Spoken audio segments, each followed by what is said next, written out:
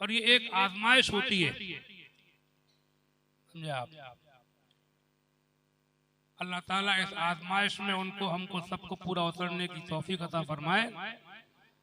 और सुलह कुल्ली वाली बात तो ये है कि मेरी निगाहें देख रही हैं मैं खूब गौर कर रहा हूं कि ये सुलह कुल्ली वाला मामला नहीं है, बल्कि सुलह कुल्ली कहने का कुछ लोगों को मर्द हो गया है। सबको सुलह कुल्ली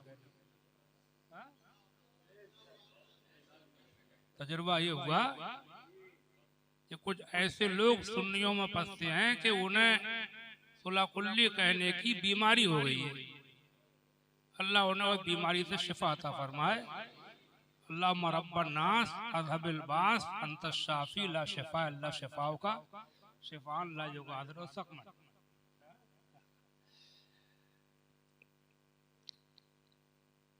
कलमा शरीफ का जिक्र करते रहिए, ला इलाहा इल्लल्लाह मुहम्मदुर रसूलुल्लाह सल्लल्लाहु अलैहि वसल्लम।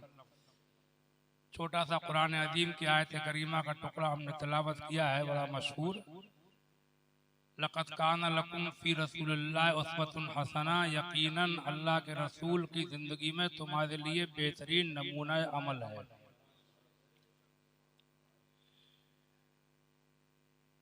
आलिम वारिस रसूल हैं, नायब रसूल हैं, और उलमा वरसतुल अंबिया। तो मैं तो बड़ा दुनियादार गुनाहगार आदमी हूँ, लेकिन मैं इस बात को जानता हूँ कि आलिम ऐसा आलिम हो कि जिसको देखकर रसूल खुदा की याद आ जाए।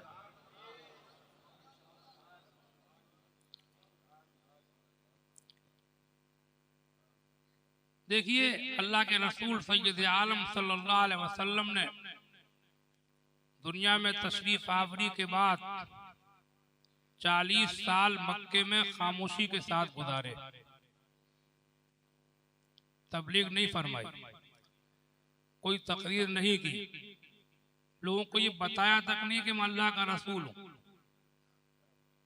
न इसका इजहार, न ऐलान, न इश्तिहार, न प्रोपेगेंडा, न कहीं जिक्र, न तकरीर, न तबलीग। 40 साल खामोशी से गुजारे, सब जानते हैं। तो क्या ये कहा जा सकता है कि अल्लाह के रसूल की जिंदगी के 40 साल माज़अल्लाह बेकार चले गए? बोलिए।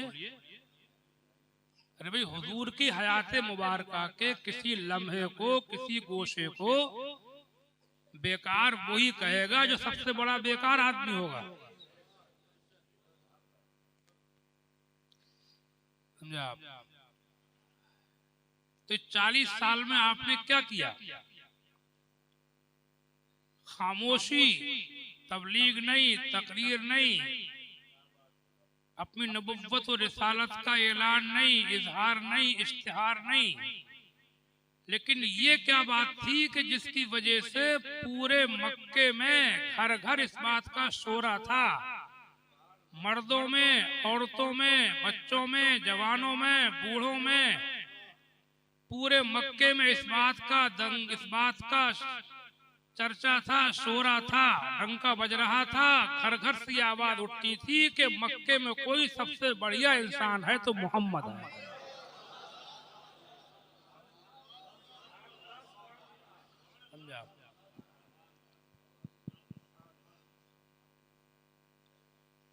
मक्के में कोई ईमानदार है तो मोहम्मद है। मक्के में कोई अपने से ज्यादा औरों की फिक्र रखता है तो मोहम्मद है। मक्के में कोई लोगों की अमानतें रखी जाएं तो जैसी रखो वैसी वापस लौटा देता है तो मोहम्मद है। मक्के में कोई शर्मो हया का पैकर है तो मोहम्मद है। ये घर घर इस बात का चर्चा था कि मक्के में सबसे अच्छा इंसान कोई है तो मोहम्मद। अल्लाहु अकबर, या रसूल अल्लाह, या रसूल अल्लाह, जिंदाबाद, वाह वाह।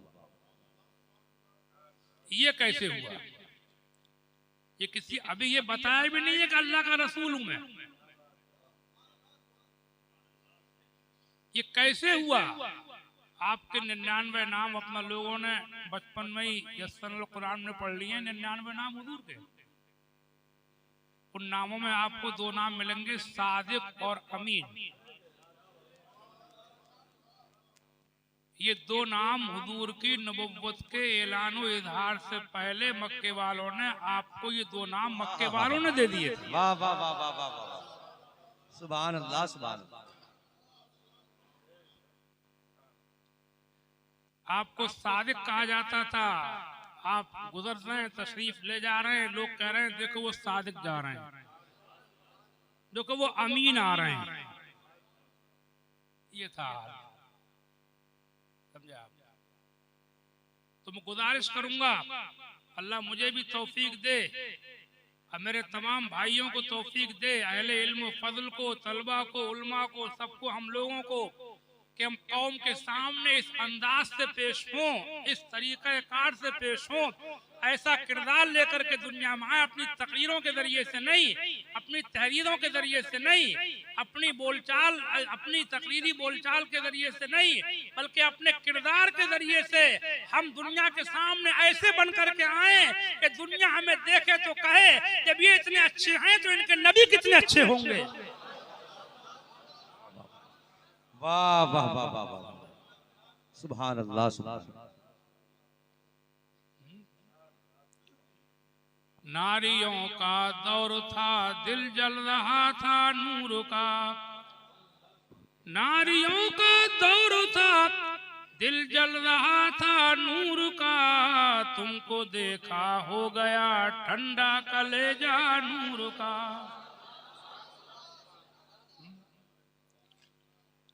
तुमको देखा हो गया ठंडा कलेजा नूर का। आई बिदअत छाई जुल्मत, रंग बदला नूर का। माहे सुन्नत मेरे तिलअत, ले ले बदला नूर का।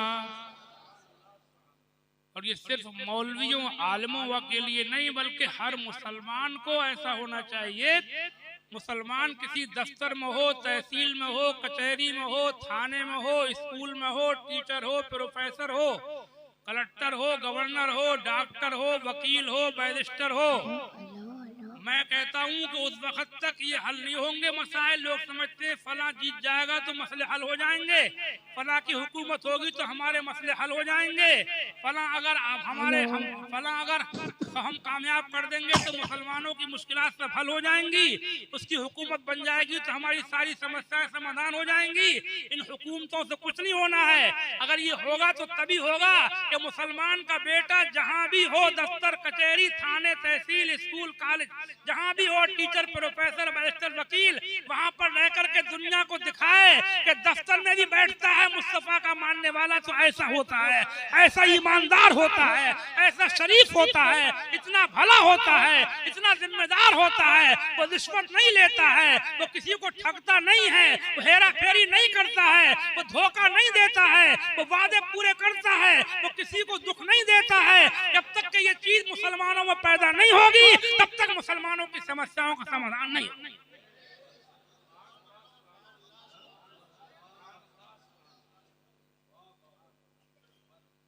अब तो सुनने को ये मिलता है कि हमारे डॉक्टर साहब हैं तो वो भी औरों की तरह हालात होंगे। हमारे किसी को नौकरी मिल गई, पुलिस में चले गए, तो ऐसा नहीं है कि वहां दिखाते कि मुसलमान पुलिस वाला कैसा होता है ना। इल्ला माशाअल्लाह एक आध दो हो, सबको बनी कहता, कुछ होंगे अल्लाह के बंदे। अब मैंने सुना है कि अल-जामिअतुल अहमदिया का जो है वो तालीम के जो शोबे हैं उनमें शोबा एक स्कूल कॉलेज का भी है शायद। हाँ, 2 स्कूल चल रहे हैं, इंटर कॉलेज चल रहे हैं। तो अल्लाह तौफीक दे तो यहाँ के इंटर कॉलेज से भी ऐसे लोग पैदा हों। मुझे उम्मीद है कि अल-जामिअतुल अहमदिया इस खला को पूरा करेगा। और यहाँ से इंटर कॉलेजों से हजरत का इरादा डिग्री कॉलेज का भी था, मैंने सुना था, वो भी हो जाएगा इंशाअल्लाह। ऐसे लोग जाएं कि जो जहाँ भी बैठे हों दुनिया को दिखाएं कि देखो ये मुसलमान है।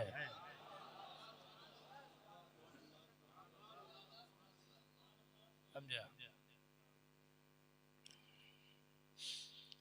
अच्छा, एक बात की तरफ ध्यान दिला करके हम जल्दी बात खत्म कर देंगे।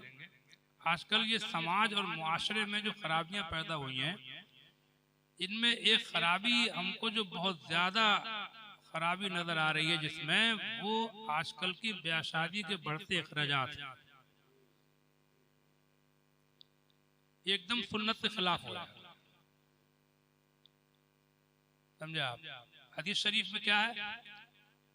इन्ना आज़मन निकाह बरकतन ऐसरुहा मऊना, सबसे ज्यादा खैर बरकत वाली शादी वो है जिसमें बरकत, सबसे ज्यादा खैर बरकत वाली शादी वो है जिसमें मशक्कत यानी खर्चा उर्चा कम हो, मऊना कम हो।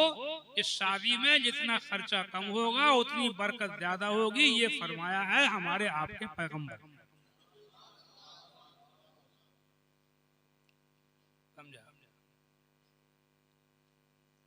रसूम और रिवाज बढ़ते चले जा रहे हैं।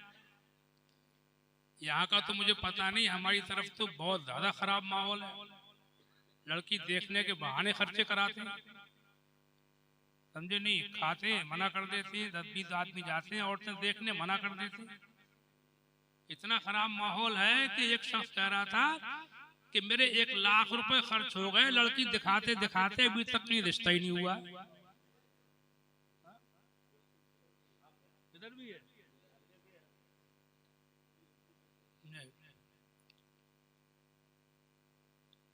अपने इस्लाम में जिससे रिश्ता होना है उसको लड़की पर नजर डालने की इजाजत दी हदीस में है। फिर क्या जरूरत है दुनिया भर को देखने की? पास जिससे वास्ता है वो नजर डाल ले। ये मैं इसलिए कह रहा हूं कि इन चीजों को हमें देख करके, इन रसूम और रिवाज को, इन बिदातों को मिटाना है हमें अपने किरदार से।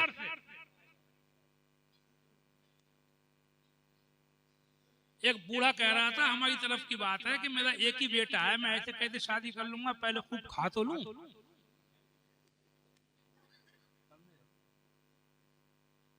कितना जुल्म कर रहे हैं, हाँ? ये जुल्म है। ये जब हम आपस में जुल्म करने लगेंगे, हदीस सुनो, हुजूर फरमाते हैं कमा तकूनून युअम्मरु अलैकुम, आका फरमाते हैं तुम जैसे हो जाओगे तुम पर वैसे ही हुक्म और उमरा तुम पर मुसल्लत कर दिए जाएंगे।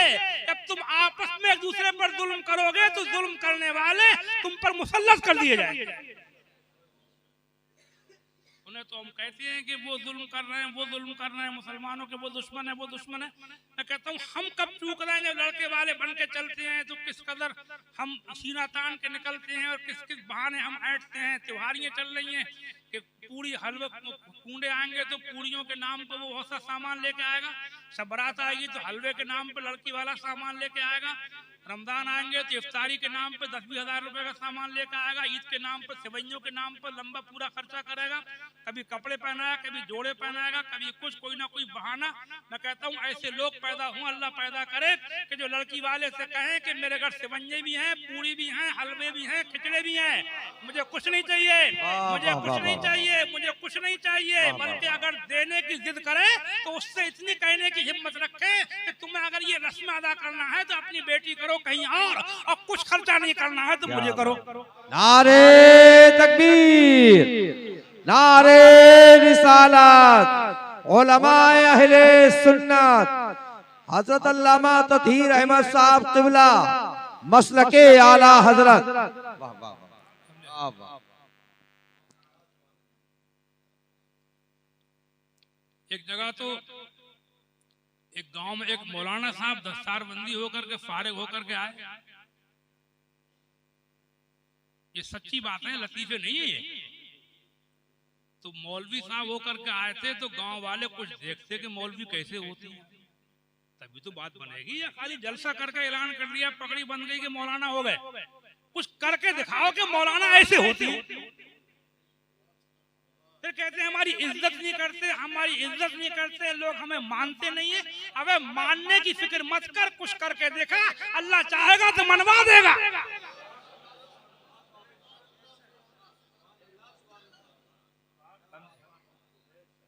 हजरत मौलाना अहमद सईद साहब फरमा रहे थे कि हमें पीर बनने का कोई शौक नहीं है। समझे आप?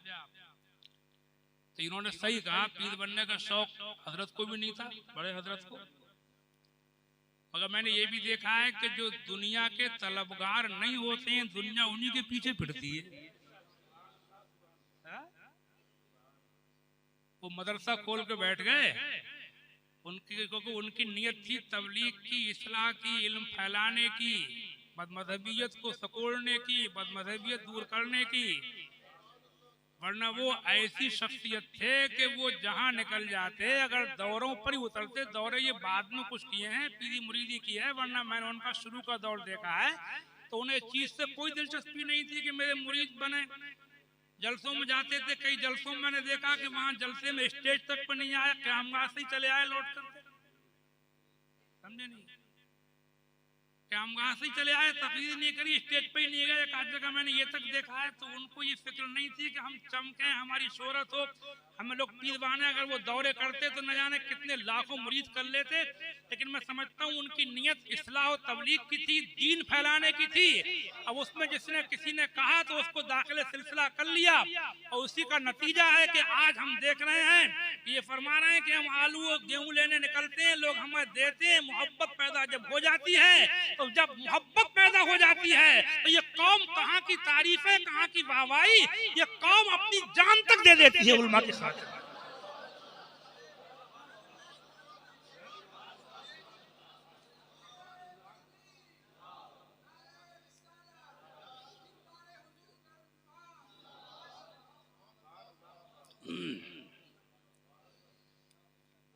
कलमा शरीफ का जिक्र कीजिए, ला इलाहा इल्लल्लाह मुहम्मदुर रसूलुल्लाह सल्लल्लाहु अलैहि वसल्लम। तो मौलाना होकर के आए तो उन्होंने लड़की वाले से डिमांड कर दी कि 7 लाख रुपए लेंगे, समझे? बस ऐसी लोगों के लिए कहना पड़ता है कि यही वो लोग हैं कि जिनको किताबें पढ़ने के बाद भी इल्म नहीं मिला। देखो, मैं फिर याद दिला रहा हूँ कि रसूल खुदा ने 40 साल तक तबलीग नहीं की है, तकरीर नहीं की है, अपने किरदार से मनवाया, अपने अमल से मनवाया। हमें ये नहीं कि हमारी तकरीर सुनकर कोई कहे कि ये आलिम है, हमारी बातें सुनकर कोई कह दे कि ये मौलाना है। नहीं, हमें कोई बरस के देखे, हमें कोई बरस के देखे, हमसे खरीद के देखे, हमारे हाथ कोई चीज बेच करके देखे, हमारे लेन देन देखे, हमारी सादगी देखे, हमारी वफादारी देखे, हमारी नमाज रोजे की पाबंदी देखे, इत्तिबाए शरा देखे, हमारी दीन, हमारे जाहिर को भी देखे, हमारे बातिन को भी देखे, हमारे साथ में रह करके देखे, हमारे साथ सफर करके देखे, हमारे साथ कारोबार करके देखे, और देख कर कह दे कि वाकई दुनिया में कोई कौम है तो मोहम्मद के मानने वालों की कौम है, दुनिया में कोई सबसे अच्छे लोग हैं तो मौलवी लोग।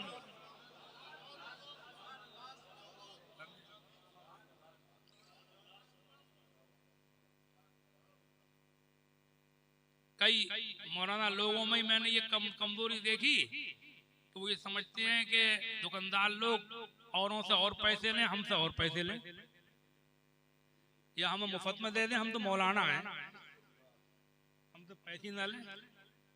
एक बार मैं तकरीर करके आया था कहीं से, रामपुर मुरादाबाद की तरफ से, ट्रक में बैठ कर आया, रात में सवेरे सवेरे घूमने वाला होने वाला रात का जलसा था। कुछ और भी थे मेरे साथ में मौलाना लोग, शायर लोग। तो ट्रक वाले ने बिठा लिया बदली तक के लिए। तो मैं देख रहा था, उससे बातें कर रहे थे, मेरी तारीफें करने लगे। अरे ये हजरत बैठे हैं तुम्हारी गाड़ी में, इतने बड़े हजरत बैठे हैं, आज तुम्हारी किस्मत चमक गई। और ड्राइवर से कह रहे हैं, समझे आप, वो उसकी तारीफ, वो उसकी मतलब उसको ये बाबा करा रहे थे कि आज तेरी गाड़ी में सब वलीउल्लाह बैठे हुए हैं, समझे नहीं?